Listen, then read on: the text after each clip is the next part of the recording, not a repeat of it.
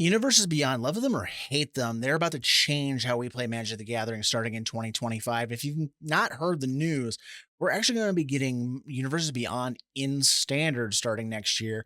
And I have some thoughts on that, some good, some bad, some ugly. So let's get down into the breakdown. First off, I want to kind of clarify my stance on Universes Beyond because I've had people actually ask me via email what my thoughts are on the product. Honestly, I don't really care. Doesn't really bother me that much.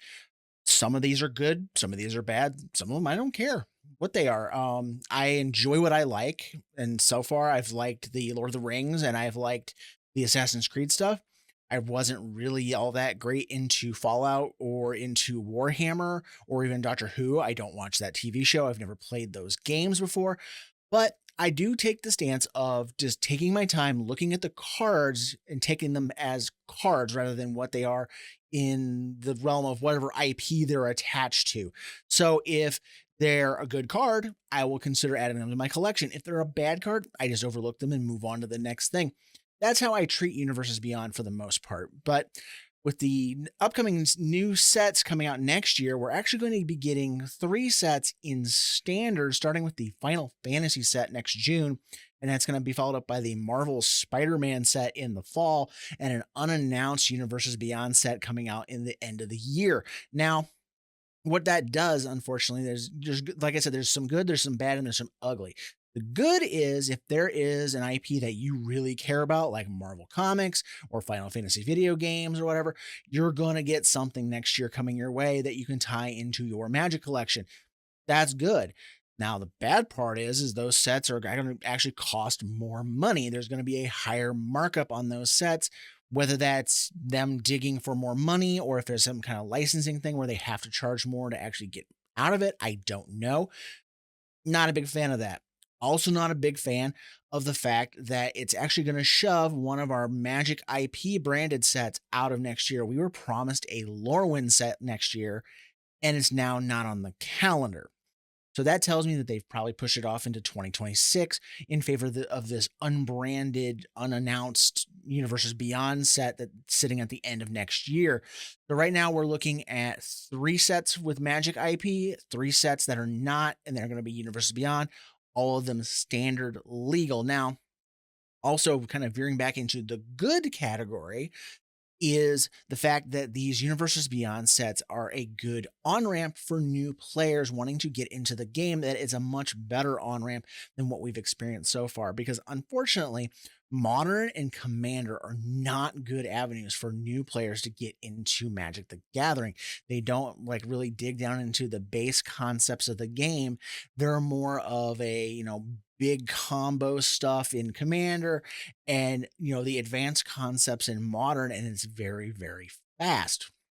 Standards a much lower power level, standards a much slower pace for the most part.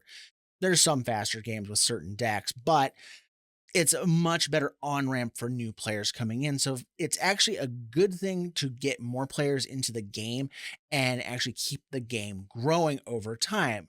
But unfortunately, that also now veers us into what I call the ugly. And you'll have to forgive me, I'm a little freewheeling here because I've jotted down some notes and I usually write out a little bit more before I do these videos, but I haven't had time to do that with this one. But I want to get my thoughts out there into the world. And tonight's a good night for doing that. So, with the ugly part of this, there has actually been reports from some of my fellow content creators on Twitter and whatnot that we've had experiences of negative impacts from the Universes Beyond on those new players coming in. We had reports from MagicCon Las Vegas where players were apologizing to the content creators because they got into Magic because of Universes Beyond, which is kind of pathetic, honestly. You should not feel bad about getting into this game because you were discovered it through the Universe Beyond products. That's not fair. That's not a good thing, and people should not be treating you in that way. So that said, we also have other things where people are acting like a bunch of little gatekeeping jerkwads. I've seen comments that were repeated out of comment sections for other creators where somebody had called the Universes Beyond players weeds and they wanted them out of their garden and other just disgusting rhetoric of that sort. Not a fan of this stuff coming out. Here's my stance here.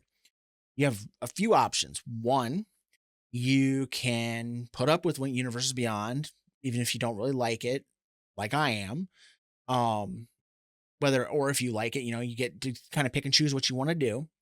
Two, you can stop playing Magic the Gathering and stop trouncing on people who like what's going on. Three, you can shut the hell up and just deal with it. There's that option too, because I'm sorry, you don't get to vent venom at the player base for decisions made by Wizards of the Coast. Sorry, you just don't get to do it. You don't get to vent on content creators either, because sorry, we get to pick and choose what we want to do with this product. I choose to accept it. I choose to interact with it, and I try to put out content when I can in relation to these things coming out. I will be focusing pretty heavily on that Spider-Man set when it comes out because I love the Spider-Man comics. It's one of my favorite comic book heroes out there. I I'm not really gonna have much content coming into the Final Fantasy set because I never really played Final Fantasy past the 10th game.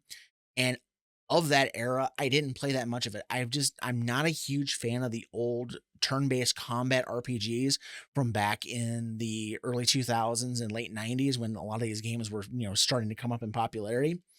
Just not my jam. So I'll treat that one just kind of like I did the Doctor Who sets. I'm going to go ahead and look at the cards and go, okay, that's a good card. I'll add it to my collection if it's a good card. And if it's not, I'll just, brush it aside and be like, let's look at some new stuff. I have options.